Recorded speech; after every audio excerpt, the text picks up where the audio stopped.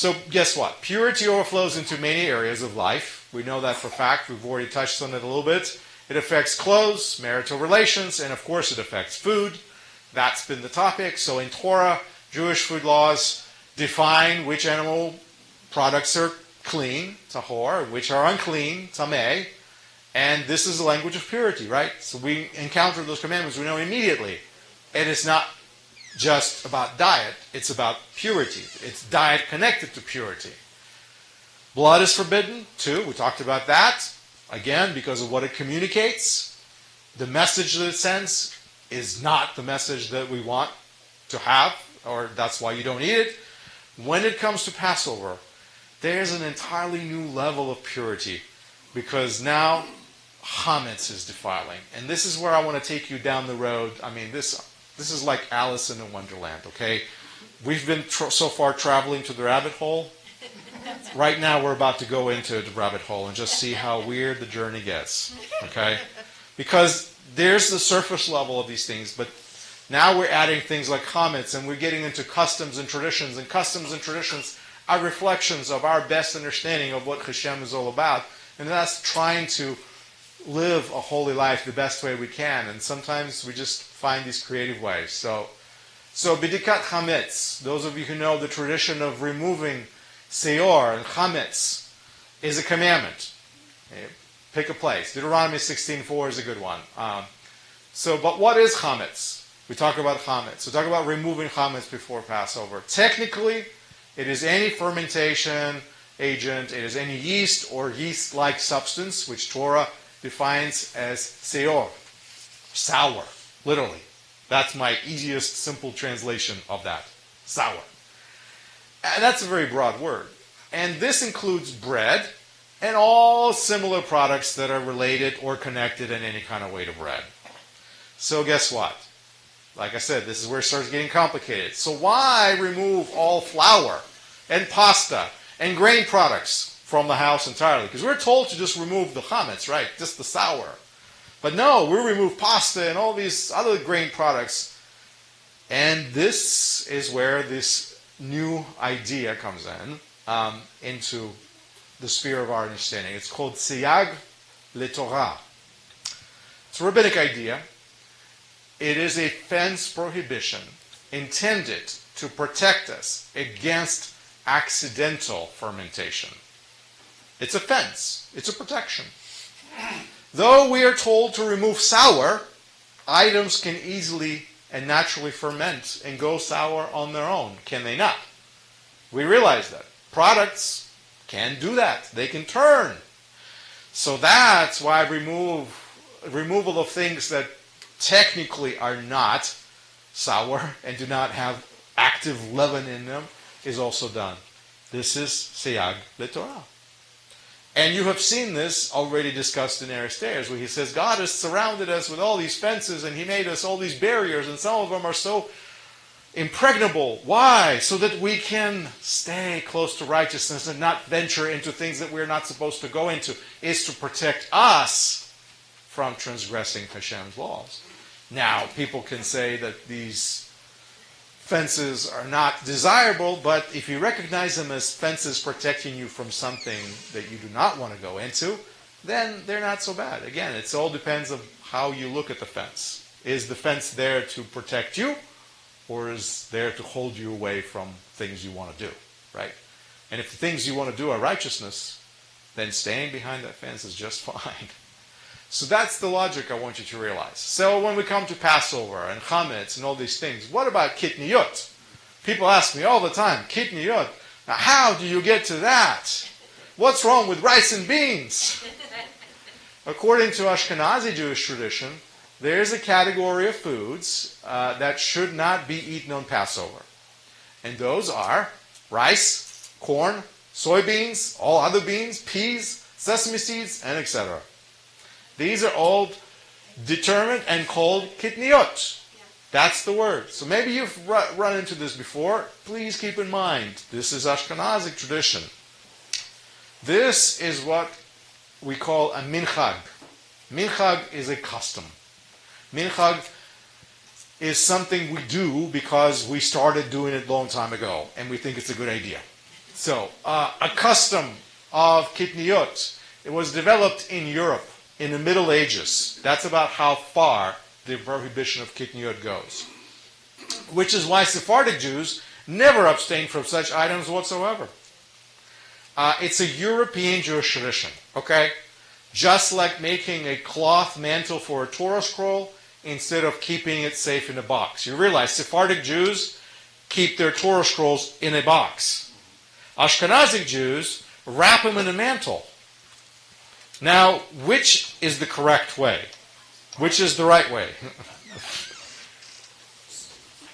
Who's going to say? You have one tradition, you have another tradition.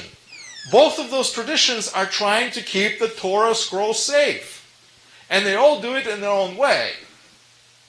Again, this is called the minchag.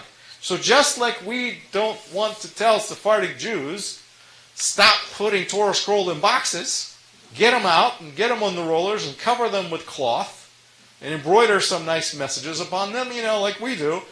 We recognize it's a custom, it's a tradition that they want to follow. Why not? There's nothing wrong with it. This is their choice. It's a feature of culture.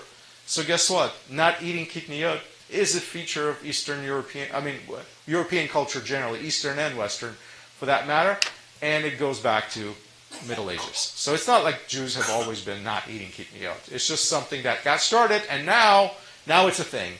So that's why. Now, that's not where it stops. Like I said, the rabbit hole just keeps on going. What about vinegar? How about this one? Many people are confused about vinegar, so let me set some records straight. In Hebrew, vinegar is chometz. Look at that word. Chometz. That's how you say vinegar. Guess what? Very close to chametz, which is not to be confused, because it's not the same exact word. The difference is that vav right there. See, after chet, there's a vav in the word chometz. Doesn't exist in the word chametz, which is leavening agent. Two different things. But it sounds a lot alike. Okay? It's like flour and flour. Can I give you a bag of flour, or can I give you a bouquet of flowers, right? Yeah. It sounds the same, but it's not. And that's why people get confused.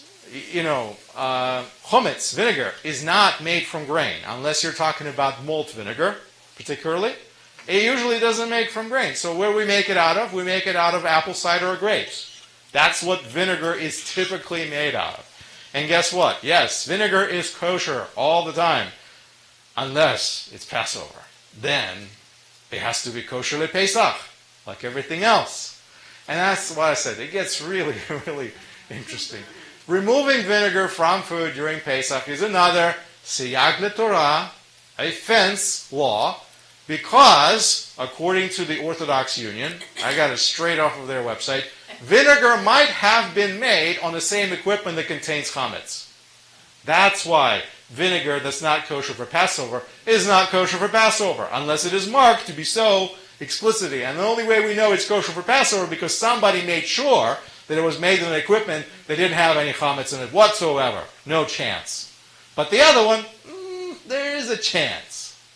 So why would you want to introduce that chance to yourself? And that's the same logic is used today of wine, by the way, any wine. Why? Because people will drink wine all the time. On Shabbat, people will drink wine. Wine, vinegar, it's essentially the same thing. But on Pesach, we don't drink wine unless it is marked kosher for Passover. Why? For the same exact logic. Because it just might have been made in equipment that has not been chametz-free.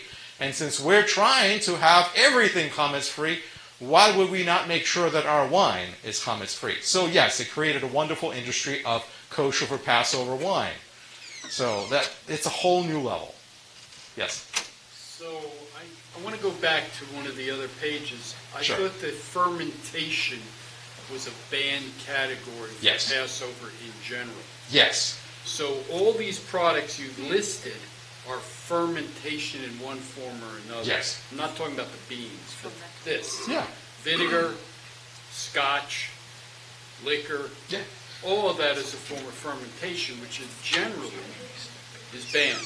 Right. So things like vinegar, scotch, that they have gone through a fermentation process. They're no longer fermenting. Hopefully. That's not supposed to be the continuous state. Otherwise, all of our Scotch bottles will start combusting and exploding. But that's what happens. So when in case of things like whiskey, it's been distilled and distilled and distilled, and who even knows how much grain there actually is in that? Things like that. So yeah, it's questionable. But technically speaking, people try to stay away from these things. Why? Because it is Seyag L'Torah. It's a fence. It is designed to protect us from transgressing into a territory that we don't want to go into. And if that's what is intent of our hearts, is not to move in that direction, then the fences are a good thing. That's why they're put up there.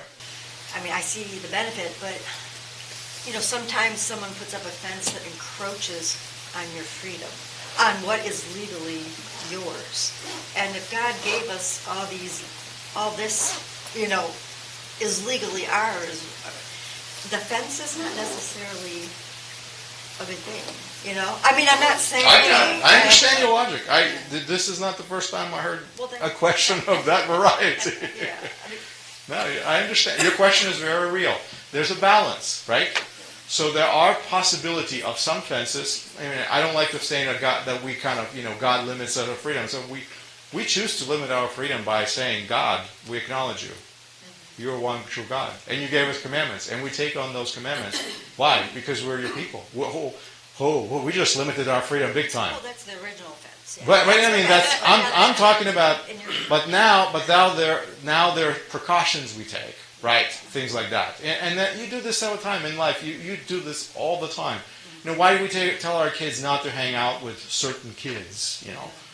Out of abundance of caution, essentially, we create these guidance borderlines. We create our own fences. We put up our own walls to protect from that which we deem harmful. Every single parent does that, and there's a million of ways in we do that, especially as parents because we're so protective of our kids. But I just wanted to point out, and maybe this is also something to say about halacha, but it's not just fences; it's also to keep the community together as a separated from the rest of the world. Right. The nation. It's giving us unity that at the same time, we're together bound in unity because we're all choosing to follow the same set of rules, essentially. But then at the same time, it creates a separation from the rest of the world because there are other nations who are not us, who don't want to be with us, don't share the same values at all with us, and we really don't want to mix because we need that buffer zone to be who we are. But I did want to show you something. So what is this fence safeguarding the Torah? You can probably think of some fences that we put up. Whether we just in our everyday life, we create these little limitations ourselves. There's no legal need for that, but we do that. Why? Because it's a practical way of protecting ourselves. That's just what we do. So we set up these fences, and they safeguard us. So this is what Rabbi Akiva says. This is Pirkei Avot. Rabbi Akiva says, joking and lightheartedness acclimate towards promiscuity. Actually, it doesn't say promiscuity in Hebrew. It says some irva. Irva means kind of like impropriety. Could mean nakedness. I don't know. It's translations are like that. They're translations. Tradition is a safeguarding fence around Torah. That's what Rabbi Akiva says. So look at that. It says Mesora Seyag L'Torah. So tradition, Mesora, is a fence around Torah. Tithes are a safeguarding fence around wealth. Okay? Look at that. Maserot Seyag L'Oser. So you have this tithe is also a helpful guideline that we follow that protect us from, not becoming too wealthy. Let's put it that way. Vows are a safeguarding fence around abstinence. So there you go. Nidarim. Another safeguarding fence. A safeguarding fence around wisdom is silence. I ask you a question, and you look at me, and you scratch your head, and you say, and you don't give me an answer. And I think, man, what's going on in that head? I want to know. Right? So there you go. That's for a person who talks a lot. That's it. I want you to understand what this whole idea of siyag de Torah is. And I'm poking humor at this because I want you to laugh and I want you... This is a serious matter, but we can look at this as something very pragmatic and something very practical. And we do set up fences. We ourselves, as humans, just on our own, we do that. But rabbis have set up fences a long time ago to help guide the community and to guard us from venturing into areas that we do not want to venture. And we recognize that things like tithes, and like when there is no temple, right? But we still give tithes. Why? Because it leads us in righteousness and keeps us away from being selfish and wealth becoming our God and things like that. And all these other things, that's the fence. That's what this fence is about.